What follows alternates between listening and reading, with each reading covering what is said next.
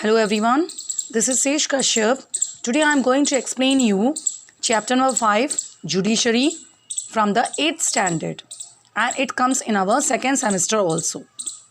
Okay, so this is the first chapter of our second semester, that is the judiciary.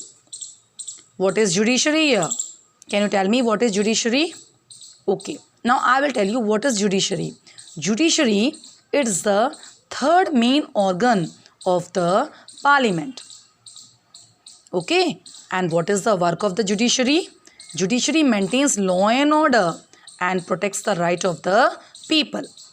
Okay, let's learn in this chapter what more things judiciary can do and how the judiciary can be independent, what are the network of courts and so on. Okay, so let's start the chapter now. Judiciary in India. The parliamentary system of government in India has three organs. Yeah, first is legislature, second is executive, and the third is judiciary. So, three organs of parliament system is there. Okay, so first organ is legislature. Legislature, what is the work of the legislature? Legislature, it frames the laws for the people.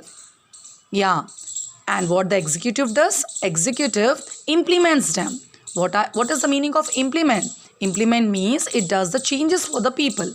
And judiciary, as I told you earlier, judiciary maintains law and order and it protects the rights of the people.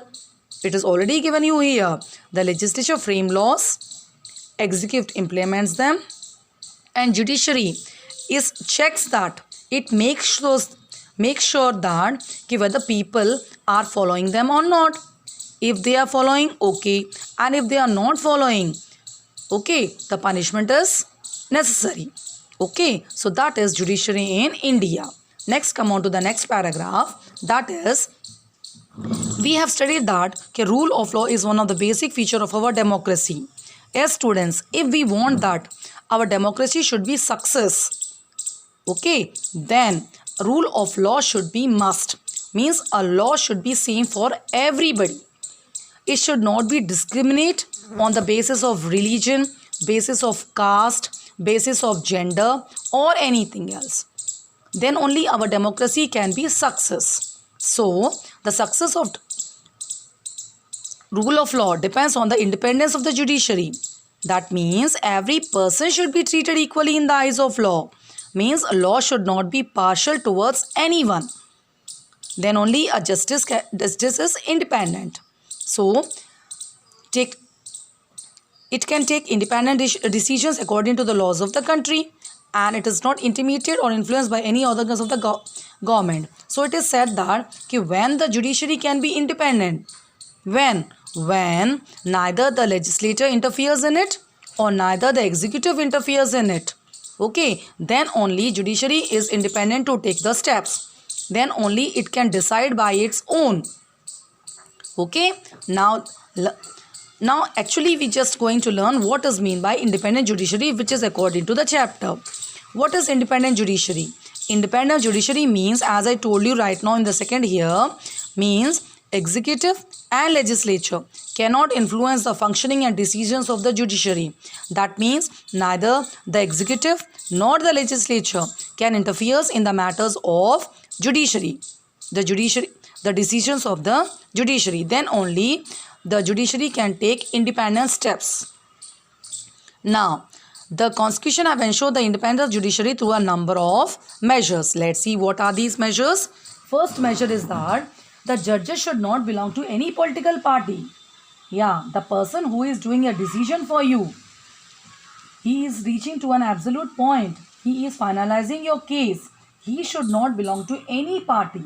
Neither he should belong to this party or neither he should belong to the opposite party. A person must be a lawyer to become a judge. Yeah, if he want to become a judge, he should be a lawyer also first. He should experience as a lawyer.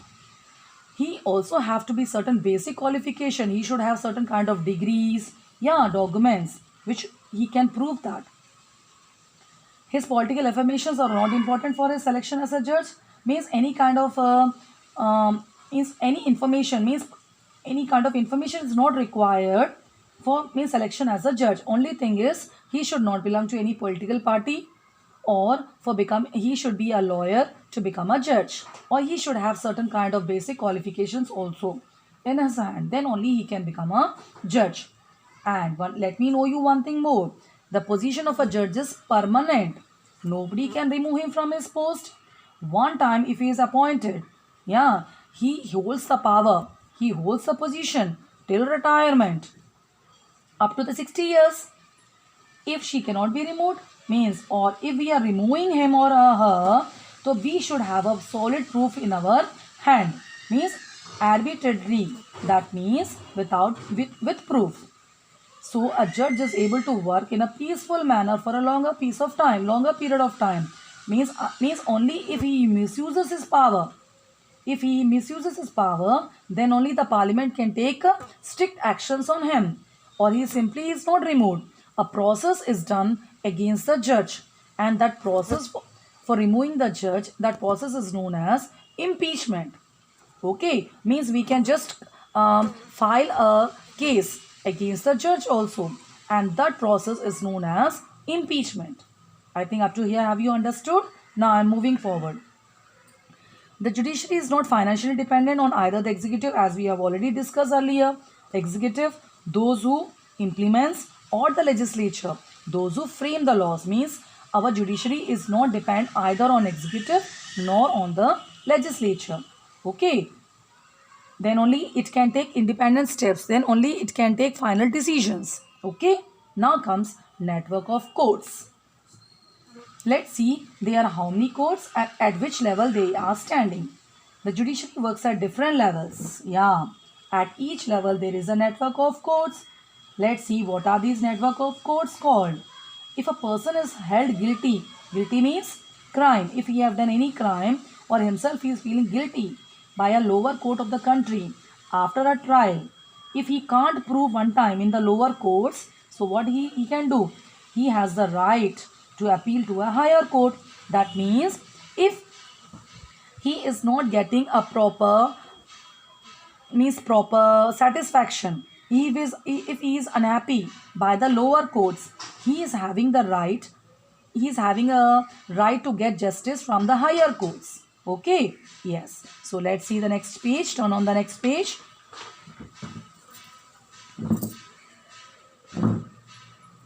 Yes. So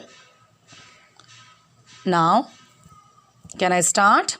Yes, this way a case can move from a lower court to the higher court. So in this manner, if a person is unhappy by the if a person is unhappy by the lower courts, he can appeal his case in the higher court also. That means the Supreme Court, or I think Supreme Court is the highest court.